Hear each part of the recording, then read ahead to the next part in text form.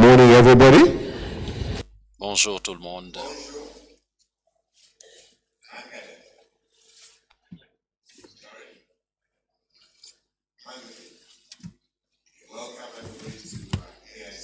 Bienvenue à l'AIS 2018, l'élection 2018. Je serai...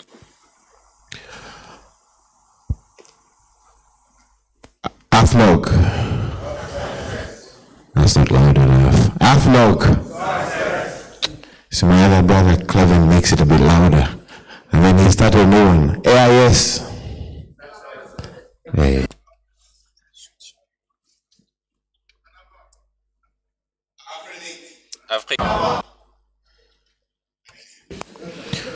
Okay. This is AFNOG Day, and we always have it, and we've had it for a few years, and it's a time that we get together and share knowledge, learn, and discuss as before we go back into our different countries in terms of operation. So this morning, we're going to have Dr. Nee, AFNOG convener, have a few words. And then we also have our goodwill friends that will goodwill messages from our friends who've been with us along this journey.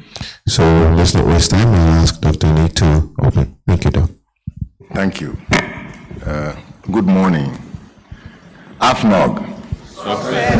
Usually I'm getting old, so help me. AFNOG. Success. Thank you. I also like to welcome you to the AFNOG Day. And thank you all for committing to come. And in particular, we thank our partners and our sponsors for the show of support that we've had throughout the decades. This is a day in which we try to build the community spirit and we share knowledge, but most important, we try to build comradeship, and we do that through sharing experience.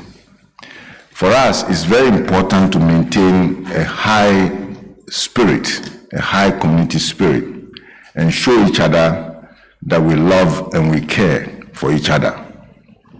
So if you bear with me, I wish to ask each one of us to congratulate someone next to you and shake their hands or show them how much we depend on each other and we care. So please, let's do that. This is our fun. Thank you.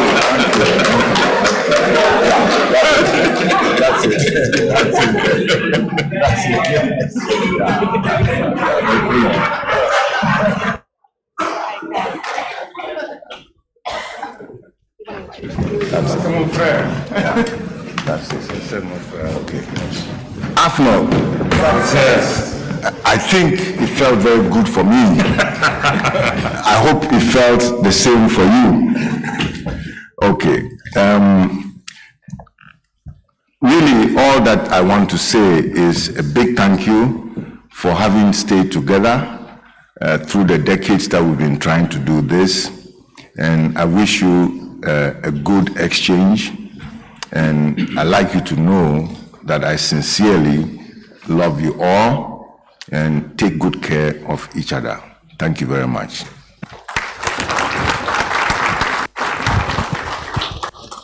Thank you, Doc. I think Doc has set the pace for our talks.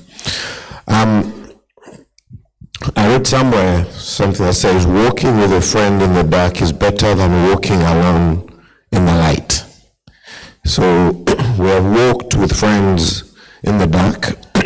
19 years of AFNOG meetings and summits could not be achieved without the friends that we've made, and also the continuing growth of the upstarts that have come along. So we have a number of our friends to talk about. So let me first invite Yaovi Atohan, who's the ICANN Stakeholder Engagement Operations Manager for Africa.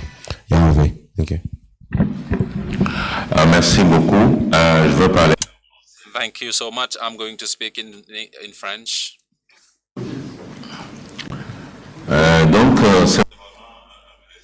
It's a real pleasure to us to sit in for ICANN at the opening of the AFNOG gathering. First of all, we would like to recall the mission of ICANN,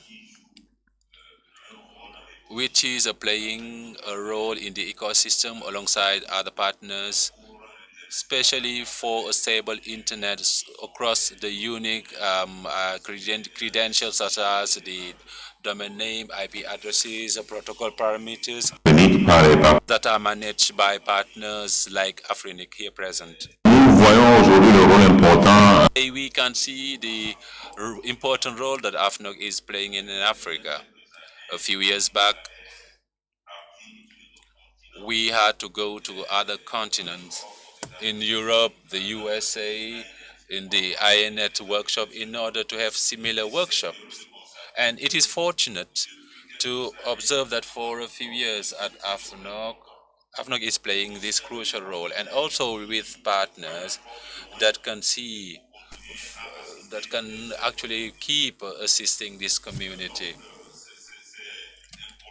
So it is important for us to underscore this role, which actually contribute to one of the African ICANN strategy, which we shared during of our ICANN Day on Saturday, which is capacity building.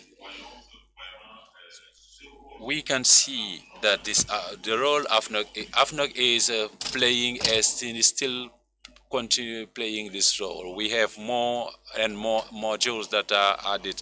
So AFNOG can see the available needs, and we are very happy to note that it is not just the initial modules. We have all modules that are added depending on our specific needs in the region. We would like to thank AFNOG for that.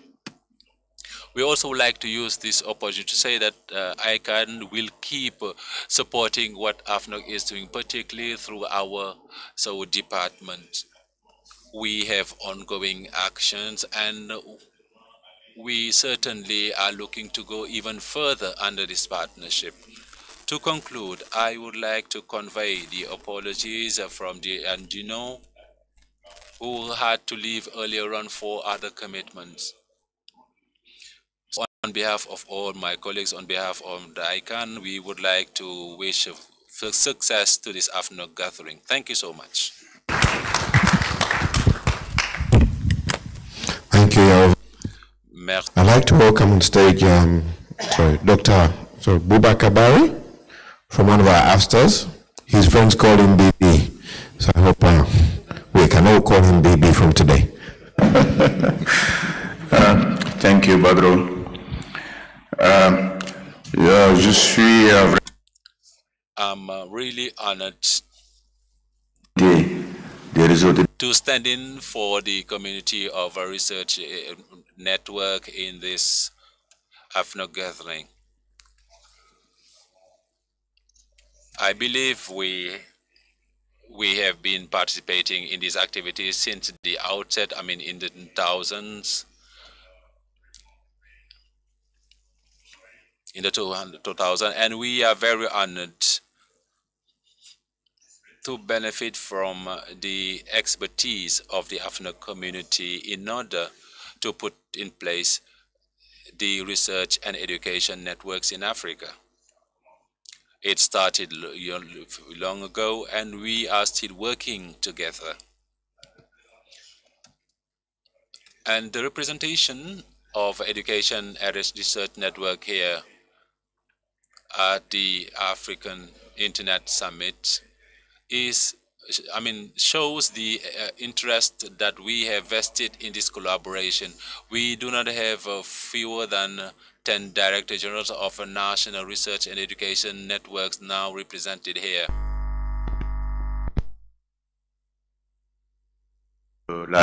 Both at the regional level, Ubuntu Alliance, East Africa, Southern Africa, ASREN, Northern Africa, and WACREN, West and Central Africa.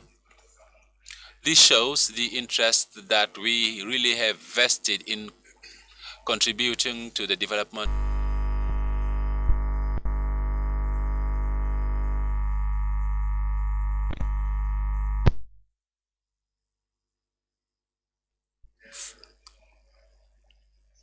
for the first time to be a sponsor of this event, AIS event.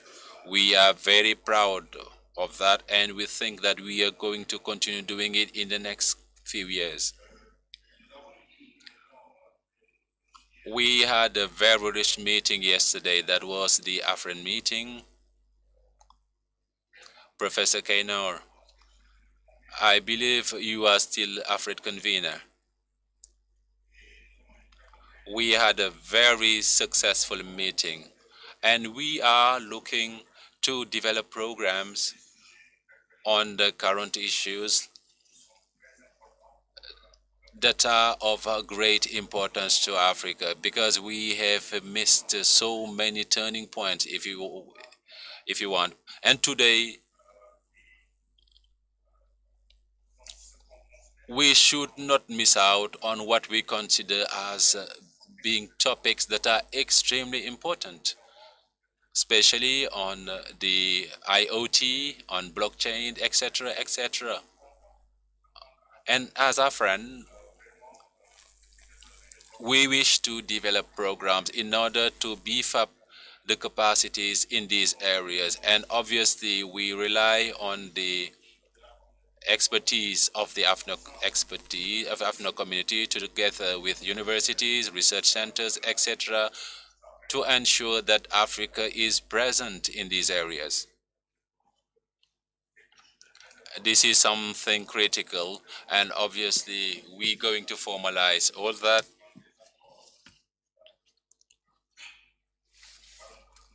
in agreements in order to have training programs with all our partners. I don't want to leave out ICANN. We've been working with for some time, as well as ISOC,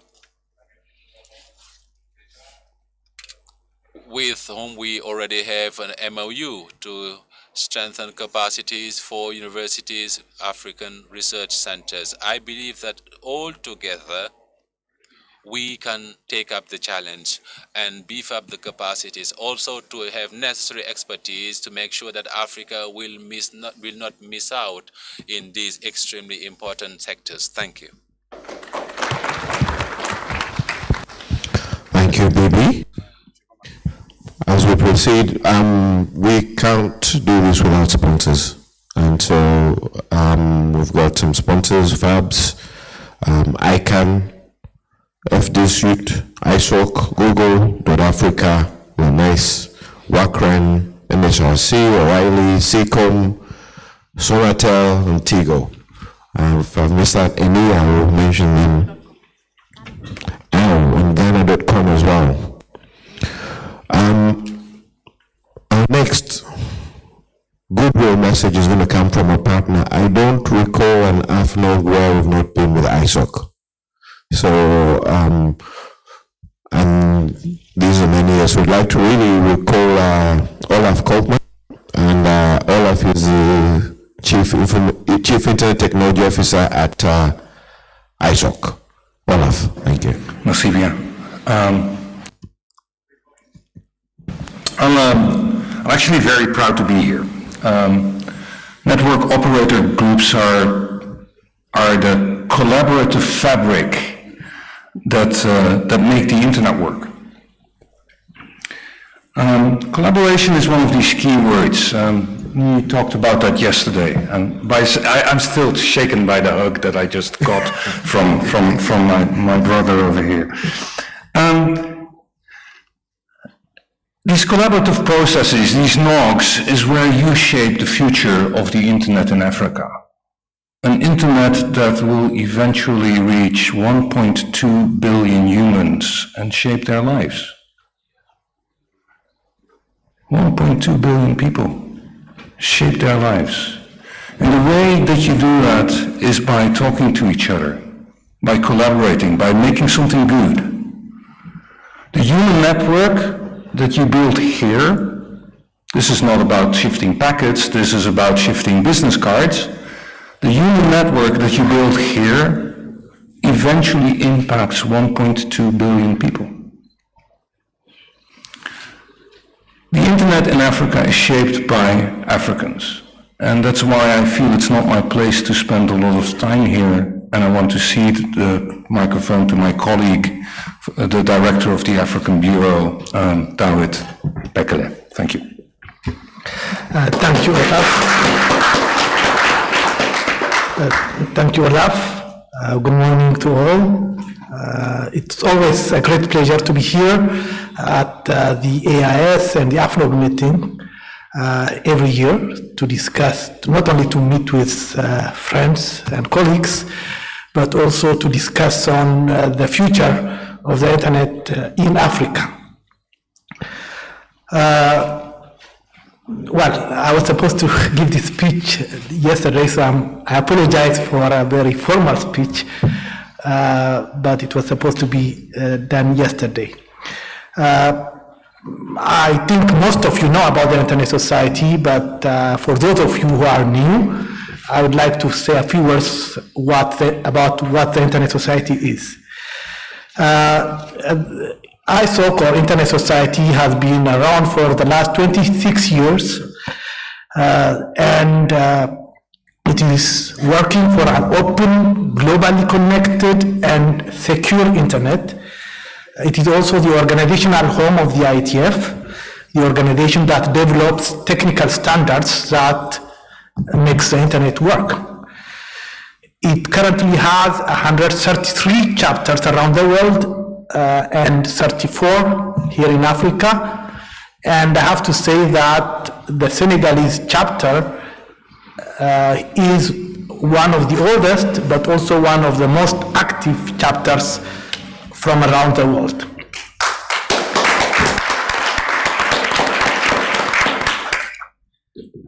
Dear participants, we are at a watershed moment for Africa as far as the Internet is concerned, and it is critical that we are all conscious about it. Africa has experienced tremendous growth in Internet access and usage over the past few years, and a lot because of all of you here.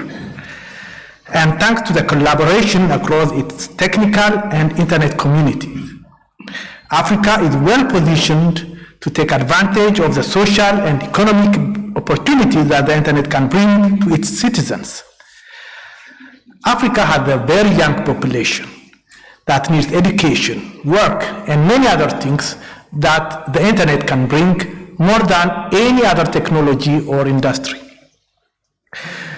But to create a future where the Internet is for the good of all people, it must be shaped by diversity, inclusion, and equality. In today's world, these values are being questioned. The notion that it is safer to build a future apart than together seems to lead many of the world's stories. But at the Internet Society, we believe we are better together instead of apart. When people come together and share ideas, then if we all listen, we can make sure that we have an open, globally connected, and secure Internet for every African to benefit from. But every day we hear events that erode the trusts of users. Large-scale data breaches, uncertainties about how our data is being used, cybercrime, surveillance, shutdowns, and other online threats are impacting Internet users' trust, how they use the Internet, and are hindering Internet adoption. With Internet of Things, the Internet is getting everywhere, including in our houses, our cars, or even on what we wear and our bodies. With so many useful applications such as smart houses, driverless cars, health monitoring applications, etc. But as much as this is a great opportunity, we are also seeing that there are major concerns from users with regard to their security and privacy. As much as we want our doctor or an intelligent system to follow our blood sugar level in real time in order to prevent that we have a medical emergency, we don't want hackers to intercept it and to create a medical emergency. This means we have to work on IoT security and privacy, and we cannot afford here in Africa to wait until we have millions or hundreds of millions of unsecured devices before we worry about their security. We also have to ensure that our infrastructure is secure, our internet infrastructure is secure. This is a daunting task that cannot be done by just one actor. This is why the Internet Society is working with the African Union to implement the African Union Cybersecurity and Personal Data Protection Convention, which is also called the Malabo Convention, at national and regional level with concerned actors. As the Internet becomes a critical infrastructure, and I'm sure you agree with me that it is becoming a critical infrastructure in Africa, government has the responsibility to secure it the same way it needs to secure its roads, its airports, etc. However, government alone cannot create a more trusted internet. Similarly, businesses alone cannot create a more trusted internet. The technical community alone cannot create a trusted internet. We must work in collaboration to find solutions to avoid that we have more attacks, cyber threats, and to make sure that our personal data is protected. For example, tomorrow, or today in fact, the Internet Society and the African Union will launch our joint initiative, the Privacy and Personal Data Protection Guidelines for Africa. This is happening at 3 p.m. Here at the Radisson. The guidelines were created with contribution from regional and global privacy experts, including industry specialists, academics, and civil society groups. Importantly, they represent what's possible when diverse voices make it to the table. It's what we call the multi-stakeholder model in action. It is an inclusive process that's a testament to the fact that we are all better when different people, often with different backgrounds, come together with a common goal. It's a process we believe deeply in, and these guidelines are an excellent example. Finally, we know that the future is full of challenges, but we cannot turn the clock back. The use of data will continue to divide regulators and businesses. Governments will continue to seek a more assertive role in the governance of internet, and technology will continue to push the boundaries of accepted normative standards. Regrettably, bad actors will continue to attempt to hijack the very nature of internet to cause harm where it is designed to help. Despite this reality, we need to look forward to the possibilities that the internet has yet to bring. For me and for the Internet Society, the promise the internet held 26 years ago still holds true. We continue to believe and advocate for the benefits it brings, its ability to inspire, and its capability to change people's lives. Africa represents dynamic change, new ideas, and the next generation of leaders. An internet that includes Africa means an internet that exists for the good of all people, one that is shaped by diversity, inclusion, and equal voices. Let's show the world exactly what we mean when we say we believe in an internet that includes everyone. The future of internet is unwritten, but full of endless opportunities. Join us in sending the message that we are all better together. Your voices count. Let's make sure that Africa is heard as we work together to shape tomorrow. Thank you.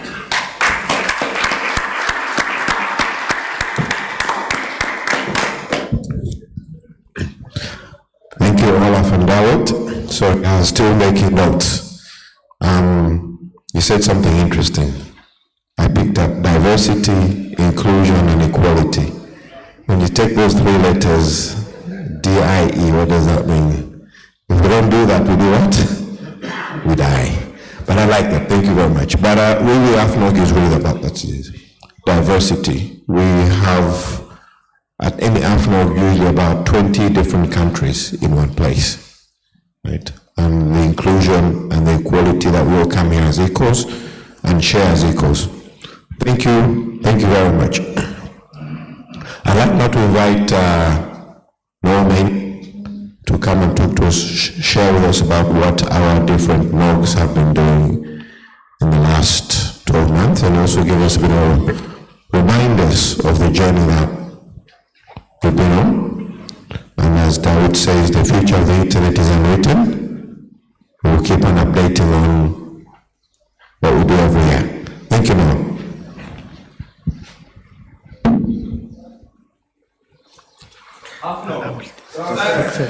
I will see what he stayed 25 minutes. Let me check if how much. So maybe if, my name is Anoma Maina, and basically just giving a brief report now on AFNOG. Let's wait 10 minutes and then we'll go. Okay.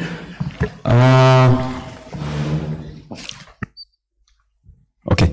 Well, we all know at least what AFNOG is. AFNOG is basically a capacity building forum for Africa. I think it was one of the first on the continent. And for the past 19 years, AFNOG has been basically building engineering capacity across the continent in different countries. So, okay. I'm not sure if you see the slide, but in a nutshell, AFNOG has been basically building engineering capacity across the continent for the past 19 years. It's basically a group of volunteers from different walks of life who have come together to share experience, help build engineering capacity, which then essentially has helped in the past couple of years to basically build the internet infrastructure in the continent. AFNOG is, the clicker is not working. I think I should move closer. All right. Sorry? Oh, okay. Fine.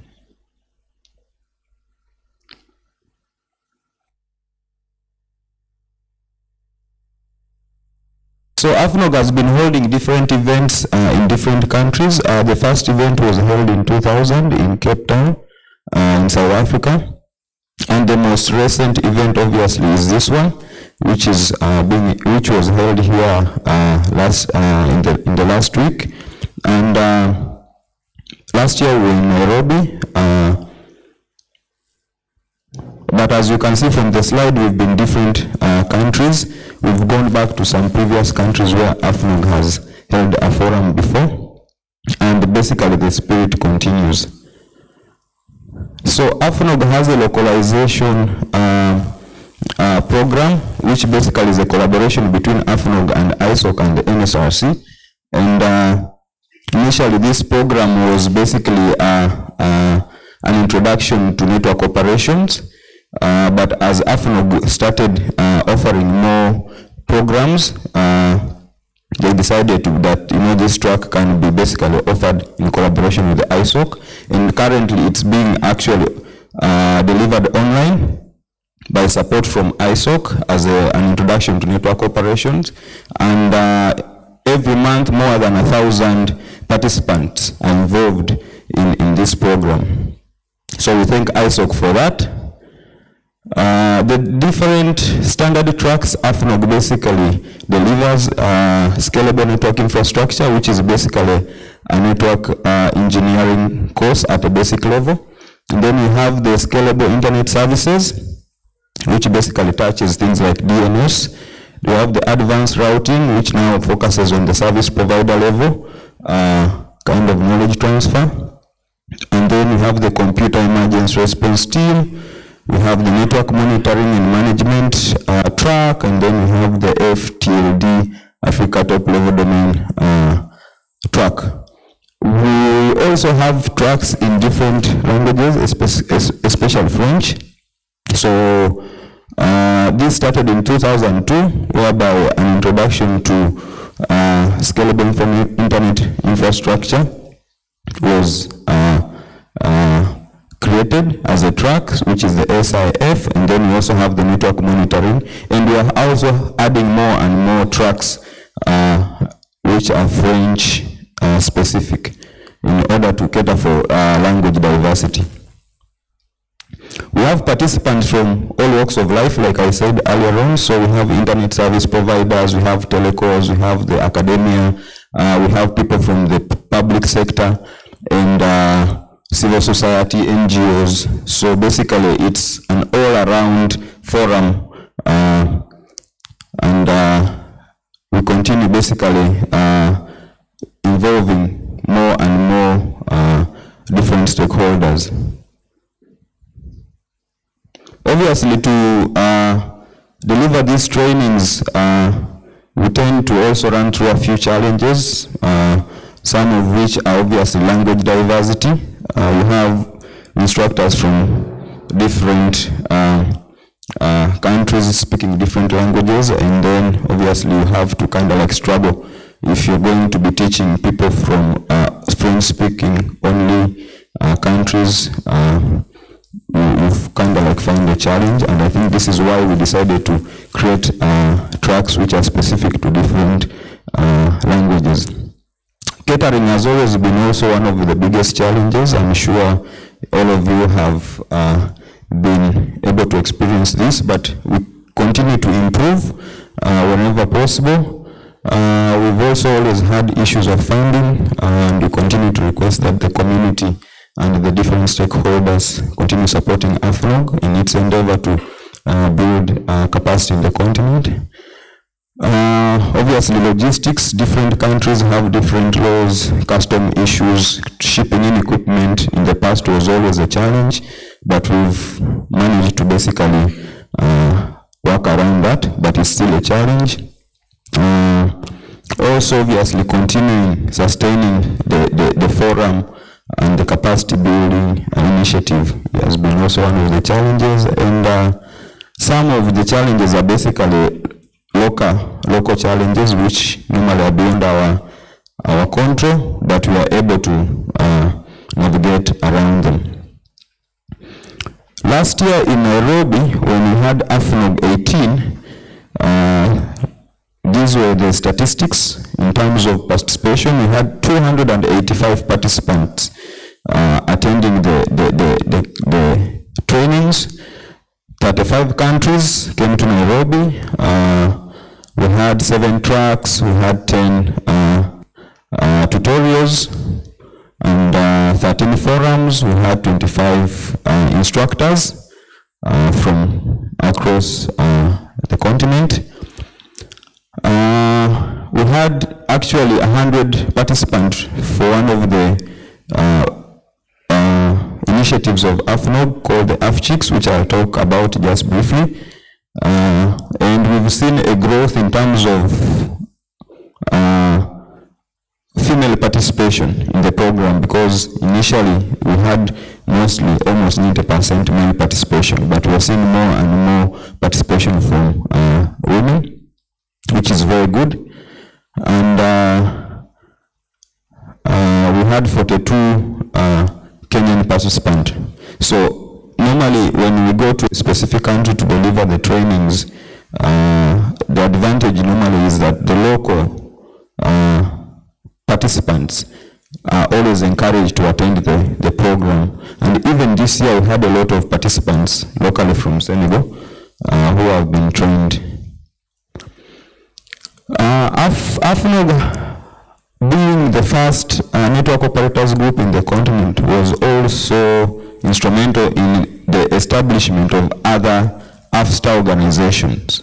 Okay, so organizations like the FTLD, AFREN, which is for the academia, the AFRENIC itself, the Network Information Center, AFRISPA, the AFNOG Chicks, which is a women capacity building forum, and AFRISAT have all seen their establishment out of AFNOG, which is something we should all be proud of. Like I mentioned earlier, out of AFNOG, one of the outstanding organizations we've seen is AFNOG Chicks. In fact, actually the other day they had their forum here, and this has been attracting a lot of women into the engineering field. They have had different events across the continent in different countries, and they continue doing that. And we hope that AFNOG Chicks will continue to grow and continue to attract more women into the engineering field. We've had a lot of achievements, obviously, over the years. In the past 19 years, we've trained more than 8,000 internet engineers across the board. Former students have become instructors, and we still continue to. This is like a way of basically sustaining the entire initiative. We've created a meeting place and a forum for different interest groups to come and share knowledge. But the most important achievement is the fact that in the past 19 years, we've been able to basically build engineering human capital in the continent that has been instrumental in the development of the internet in the continent. So this is one of the greatest achievements. AFNOG, you should be proud of that. The other biggest success is that as AFNOG continues with its mandate and expanding, there's been a lot of initiatives from the different countries where AFNOG has had events whereby country NOGs have been born out of AFNOG. These are some of them.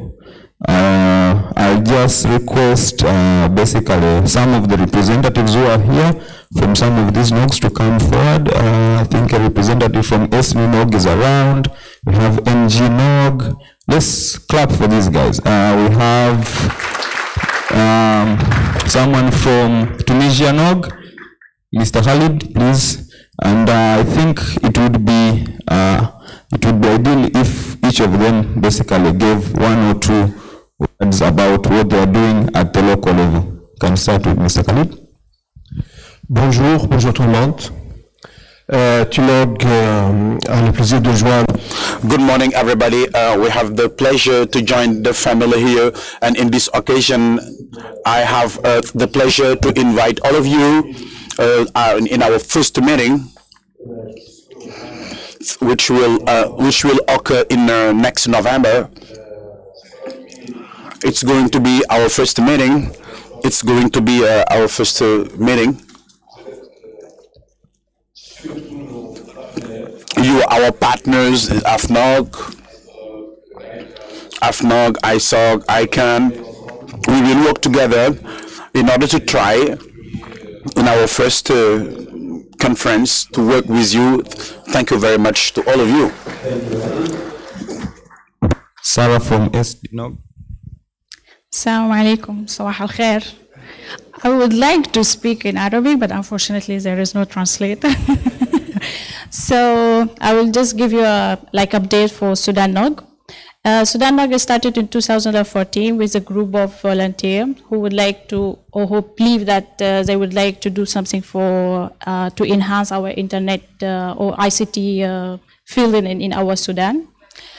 So we started in 2014 with very small groups that they are meeting together and they do discuss their problems from different sectors. But then we find like why we should not expand this community, and we invite other people and make this community public for all of us. So we launched the first SDNOG meeting end of December 2014. We had like around 100 participants from different sectors, and it was very exciting for us because we didn't saw that all the community will engage. After that, we continue doing our annual conference until SDNOG 4, and we had like 300 participants. And now we are planning to do our fifth meetings. That will be SDNOG 5 on 13 to 4th October, and then from here I would like to invite you all to come to Sudan. Just 1 second.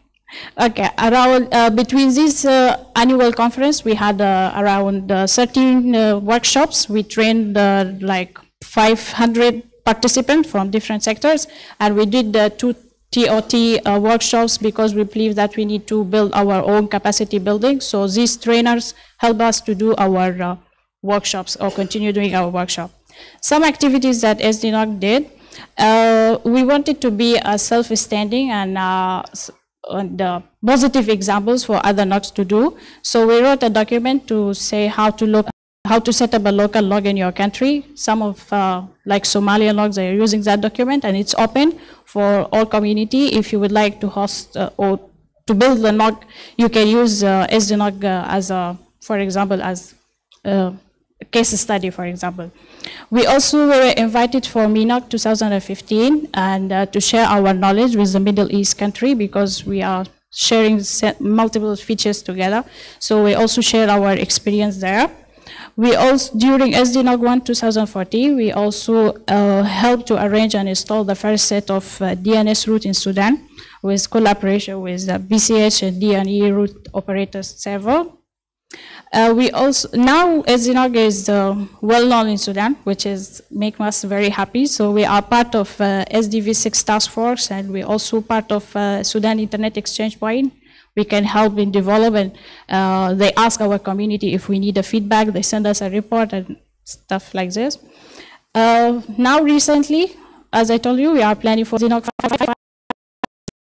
Expand our activities, so we are arranging with ISOC people to host the ISOC training workshops. So we will make it provide online, not only for Sudan, but we can also provide it for other NOGs. Thank you.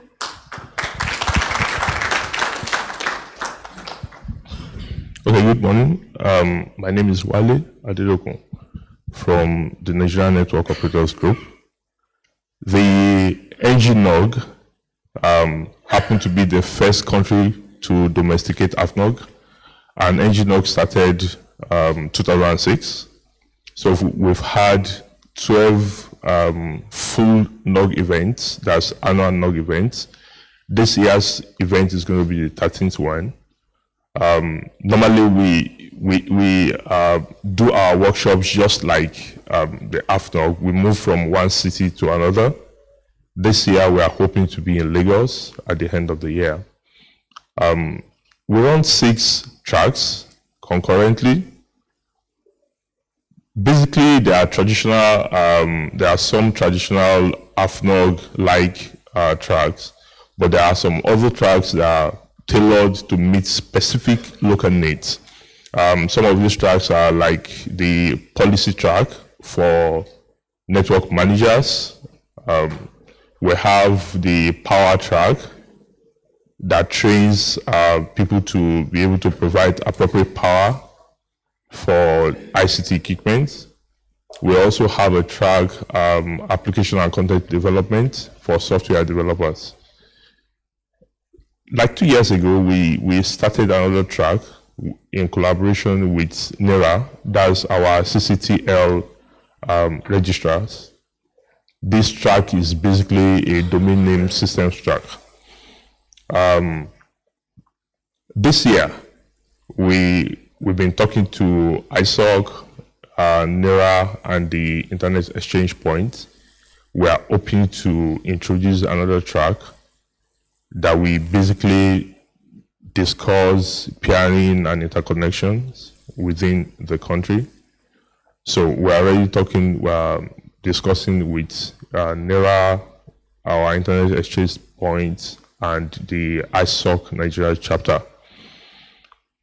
Over the years, I think like 3 years now, we are also been using the ISOC online training for network, basic network operations, which is open to the community to apply. So we thank ISOC for making that available, because at some point we discover it is not everyone that will want to attend the annual NGNOG event that can actually make it to the event physically. So these and several other things are things we do. We also organize specialized workshops depending on the needs of the community. Thank you.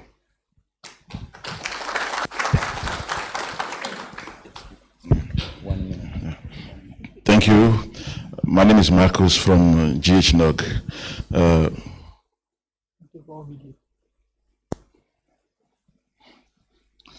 You want me to stand in the middle? Yes. Well, my name is Marcus from GHNOG. In July, we are going to have our main event, but you have you develop a new formula for the NOGs that I think is worth being shared here. We noticed that most of the trainees are from the universities. So the idea is, why not take the NOG to the universities and work with them based on their timetables. So we created caucuses in most of the universities. In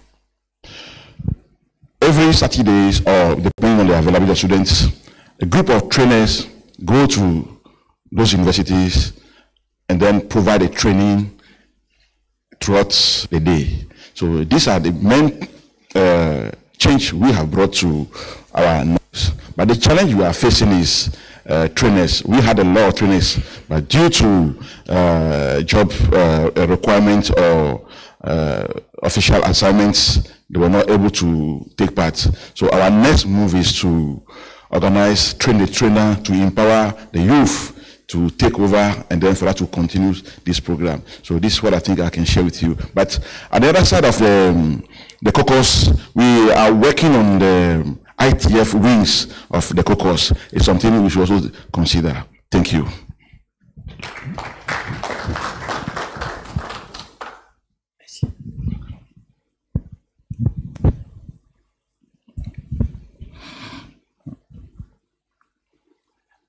Bonjour, donc moi je parle pour le SNOG. Good morning, everybody. I'm going to talk for SNOG. I think I don't have many things to do. In Senegal, we have created our SNOG in September 2017. So we have had done some activities on which we have talked about cyber criminality. So it is a new activity which has been put on place in Senegal. It's not so long. So mainly we inviting to those who wish to visit the website of SNOG and to register themselves, to subscribe themselves in order to have the information about the activities which are scheduled, because there are some events that are going to be organized in a very near future for the time being, some activities which are related sharing experience and then transferring of knowledge and to know exactly how the network is going on in Senegal. So we're inviting you for the time being to come to what is going to happen.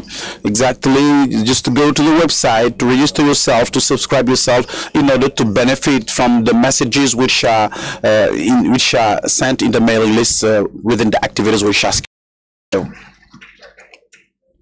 SNOG is actually one of the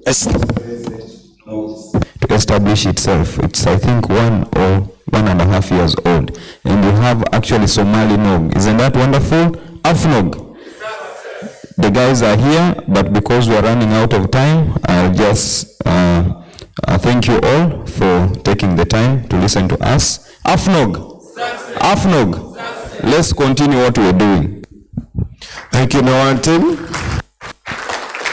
Can I have a louder clap for the NOGs, please, guys? Thank you so much.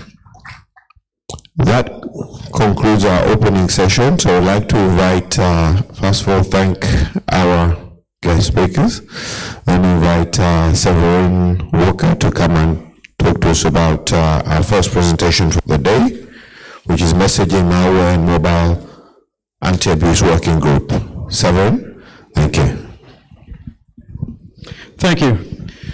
And thank you, AFNOG, for inviting us to join your meeting this year and speak and learn a bit more about some of the operations and some of the great work that's being done here. I can't think of a better message to follow as far as collaboration, working together, and knowledge sharing, because that is essentially what MOG is hoping to achieve in a number of ways. So I will introduce to you MOG, which is the Messaging, Malware, Mobile Anti-Abuse Working Group. So anti-abuse is a term that may not travel so much and may not translate well in some languages, but we think of anti-abuse as the IT work on issues that your customers complain about. Traffic that they do not want, traffic that they did not ask for, non-legitimate emails, non-legitimate attachments. Because we believe all information exchanges on the internet should be consensual.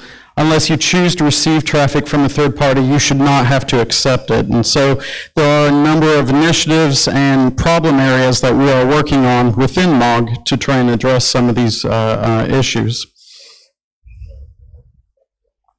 So let's go through quickly what MOG actually is.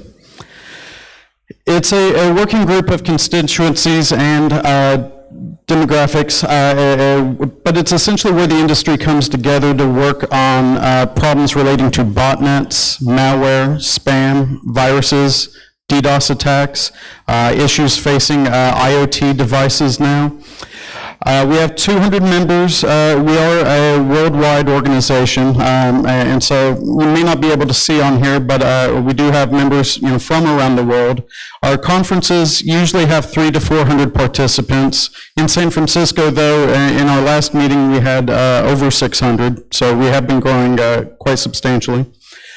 It is a technology-neutral, non-political group. We are not a standards body. We are here to try and provide best practices and training to the IT community, as well as provide a place for public policy and industry collaboration discussions.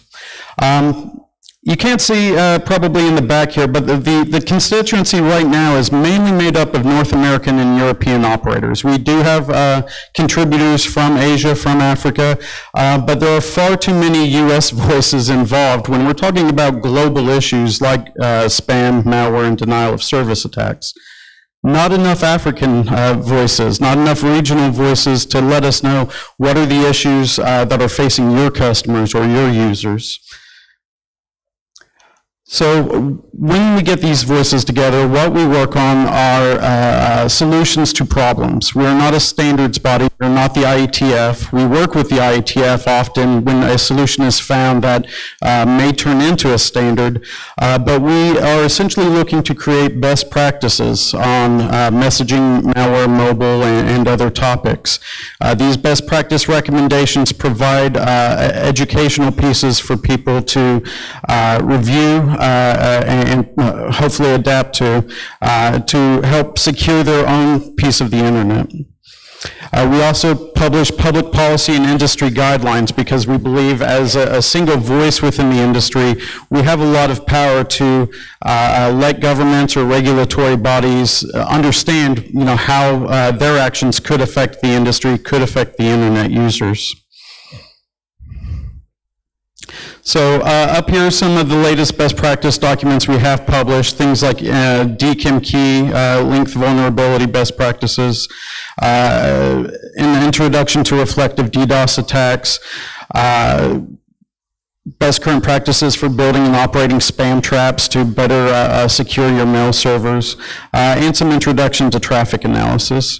These are all available on our website. When these slides are made available to the attendees here, these are all links. You can go and retrieve these documents and review them. So again, we are attempting to be much more of a global organization. We have outreach initiatives. We work with first the ISOC, I2 Coalition, East-West Institute, APWG. More importantly, and recently, we've been working with regional sets within some of these groups. So for example, there is now the Latin American and Caribbean Anti-Abuse Working Group. And this isn't a chartered version or kind of a mini version of MOG. This is a group that is standing up, doing their own work, addressing issues that are regional to Latin America and Caribbean communities, and we collaborate and work with them. There's a knowledge exchange, but they're currently working on their own best practice documents for operators in Brazil and Argentina and different communities based on what they experience and are having problems with. We're also working with Japan and some of their operators and government to establish the JP AAWG. And currently we're working with some members in this conference this week to establish the African Anti-Abuse Working Group in much the same vein, to try and learn what are some of the regional issues that we as a community, a global community, can help to address. There we go. So again, primarily MOG is based out of North America and Europe. That's where our meetings are, and that's where a large part of our constituency originates from. Latin America and Caribbean, as of 2016 actually, a press release was published and a charter introduced making their own anti-abuse working group within the LACNOG. As I mentioned earlier, they are working independently on some of their own best practices. We attend their meetings, they attend some of ours, and there is a lot of collaboration there.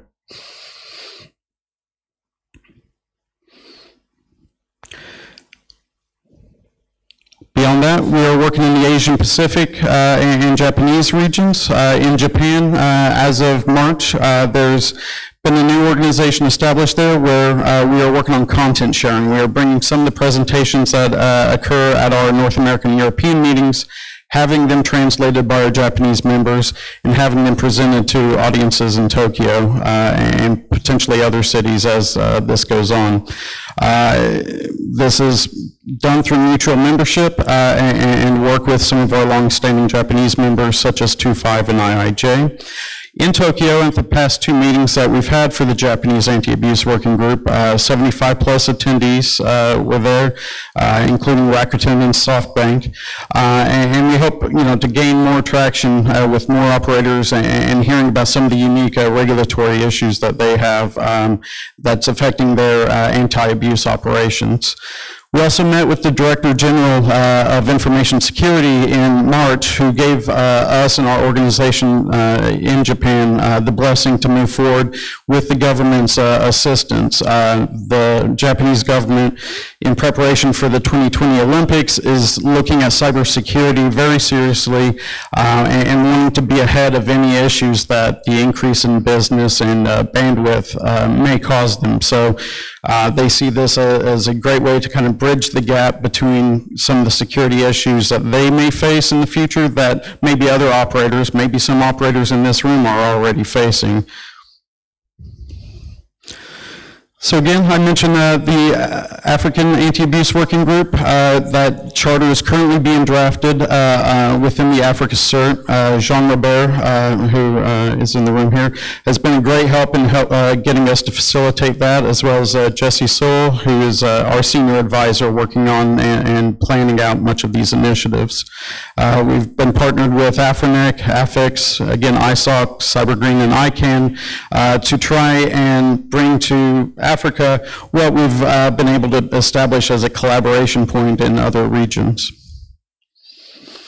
So again, the main takeaway here is that we're looking for people who are involved in discussing issues where maybe some of the knowledge that has been gained over the past 14 years at MOG may help African providers, as well as some of the solutions that you have built within this region, how that may help others around the world in protecting against things like denial of service attacks, which are global issues, which don't know borders, which don't know potentially which state that they're in, and that we're all potentially going to be more and more prone to as time goes on.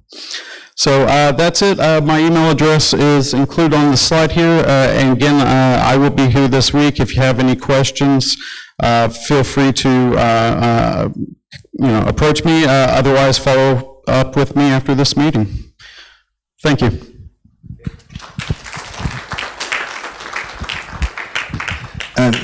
You guys have been too serious. Let's make this a little bit relaxed. It's time for your favorable secret working group report. So let me first check. How many people in this room have never heard about the secret working group before?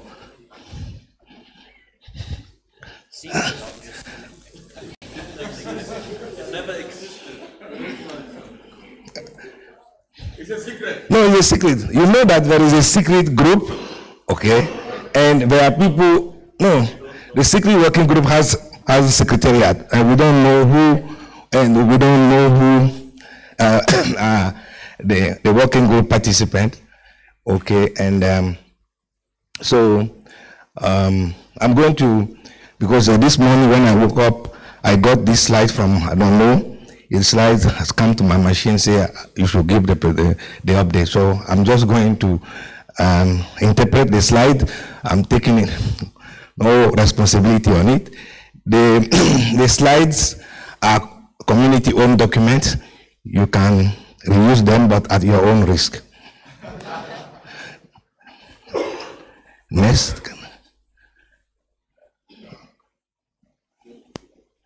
Which one? Okay. So for those who still want to learn about the secret working group, this is what it is. So what I can just say is that it's the most active and the most productive working group. Okay. I can't tell you how you join, but if you keep making noise, keep producing paper and teaching, you may be part of that working group. So okay. So let's start from what we've been seeing. So you guys have been working hard, facing some challenges. And if you remember last year, you were busy. You were busy trying to fight an internet shutdown. And you were trying to set up what we call the African Internet Switching Control Board to punish government who switched off the internet. Okay, so you guys have been trying. So I don't know what happened to this control board, but the last time I saw people talking about the internet shutdown, it was IGF somewhere. So I don't know, maybe someone can tell. But this year, it looked like you guys are also trying to do something. You want to create another board to tackle sexual and moral harassment. Okay, we saw some. We hear about some harassment. The working group is investigating, okay, and then they publish a report, and I don't know. Okay, so. But this has created trouble for the community. The first consequence for this working group is then there was a call for advanced protection for AFCHICs. AFCHICs is the women in ICT, so advanced protections for AFCHICs. So you can see that there seems to be a firewall with a big warning: don't go to AFCHICs if you are not authorized. Especially if you are men, don't go to AFCHICs. The other consequences is we are being forced now to separate the network. So if you check, if you're trying to connect, now you see different, now you have different SSID. One is ladies only, men stay away. Then the second one is men only, lady opt in at your own risk. So you have to choose. And they all require a strong authentication. Okay, strong authentication. Okay. Then The third consequence is, this one is very technical. So the working group has been forced to create a community, BGP community, because when the women are under attacks, harassment, okay, they'll get the network provider to set the BGP community that you can backhaul the traffic. Now, if you read the draft, this is the internet draft. Oh, sorry. So, if you read this internet draft, look at the header. It's from the secret working group. The author's anonymous. Okay, so it has been submitted the 1st April, but it was not the full. It was serious. Okay. Then this draft is creating something we call a well-known BGP community. And the BGP community is here. So you guys have to go and set up your configuration on your BGP. So anytime you see a route with this BGP community, you are told to backroute the traffic and send the traffic to /GC/investigation.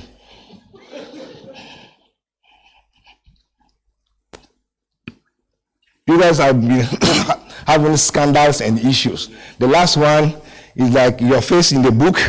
So you guys all put your face in the book. So it looked like your face in the book have been used to influence your vote. And the only thing you got was apologies and blame to Vladimir Trop. You know Vladimir, you know the Vladimir. I said the Vladimir. Okay. IPv6. After 20 years, Jody, look at that, look at this.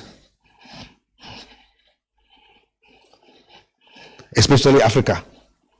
So, still bad. Still bad. So, in Africa, we don't follow standard. There is a new standard, there is new RFCs, and then with very strong recommendation. So please read this recommendation. And in the summary, he's saying that it is time for operators to finally give IPv6 its well-deserved opportunity. So please make sure that people follow this new RFC, okay? And please read this thing carefully. It is quite that there are still networks in which IPv6 packets are deemed unwanted in the 7th decade. Indeed, IPv6 packet has a slight shorter payload than IPv4. However, they are essential to the future of the growth of the internet. So please make it a requirement. Next, it looks like you guys are looking for a new protocol because you say you need something new to replace V4. You got V6, and you are not able to deploy V6, so you are probably looking for something. So yeah, people are trying hard to give you something called IPv10. Or IP mix, and IPv10 basically is what it is. So you see the packet header. So if the source and destination are either V4 or IPv6, then the version of the packet will be 10. So this is your IPv10. So maybe when you get IPv10, you can accelerate the transition.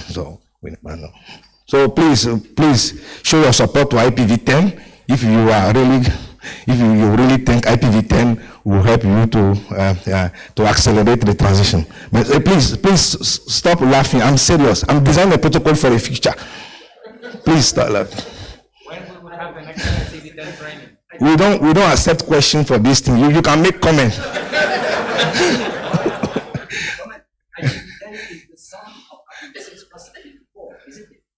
No. Okay, Prof.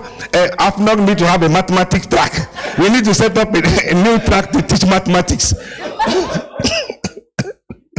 To teach mathematics.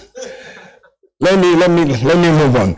You guys, last year I told you that the root zone gang trying to roll the root KSK. It has been very hot. It's been very hot. They tried.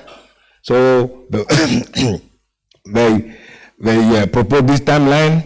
They try, and when we get close to the rollover, panic.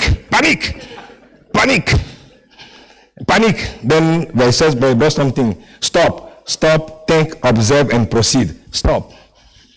You could see the whole internet community was in panic mode.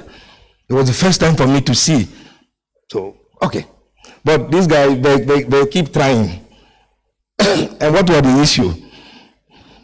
They got some data from RFC 8145, which said that the resolver should tell some of the root servers, okay, the key, the root key they have. Then they got some numbers, say, if you look at the percentage of people with the old key, we're going to break the DNS, etc., etc., etc. So, okay, so stop. Okay, and we stop.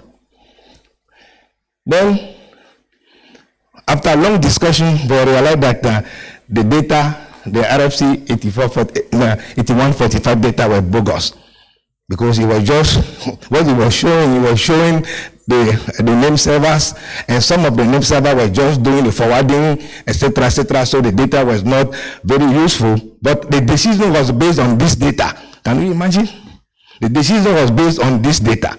Okay, so then they decided, then they have decided to go for something else. They're never tired. After the RFC, now they are working on something called DNS Sentinel. Then they say that DNS Sentinel will be able to tell us that how many users will be impacted by the key rollover. So you see, we are still active and busy. And based on this, they think, okay, this year, same time, 11th of October, they will also, so please watch them carefully, okay? But this thing, you will see, when we get to September, yeah, they'll start shaking. But right now, they're active talking. But when we get to September, watch them carefully. Yeah, but the panic mode may show up in September. So this is the end of the report, and I hope I will see you next year. So thank you very much.